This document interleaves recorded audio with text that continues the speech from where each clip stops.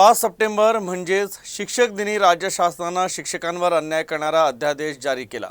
यात भविष्यात स्थानिक स्वराज्य संस्थांच्या शाळा टिकतील की नाही याबाबत शंका उपस्थित करण्यात येत आहे।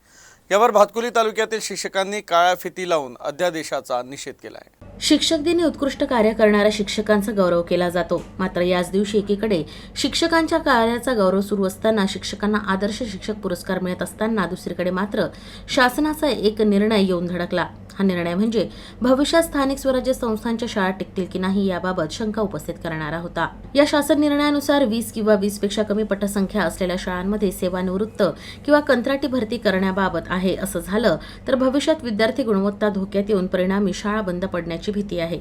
यामुळे शासन निर्णयाला विरोध म्हणून सर्व संघटना सक्रिय झाल्या आहेत। यामुळे विविध प्रकारचं आंदोलन करण्यात आलं। पहिल्याच दिवशी सर्व शाळांमधील शिक्षकांनी काळी फीत बांधून अध्यापनाचं कार्य करण्यास सुरुवात केली आहे।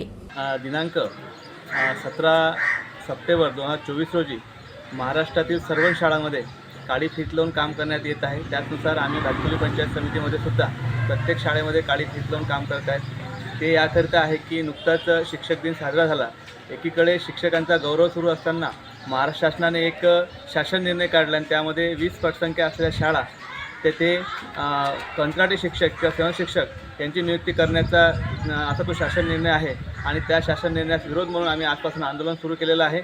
या आंदोलनाचा पहिला टप्पा म्हणजे काळी फीत लावून काम करणे। आज आम्ही संपूर्ण महाराष्ट्रामधील शिक्षक काळी फीत लावून या शासन निर्णयाचा निषेध करतो आहोत।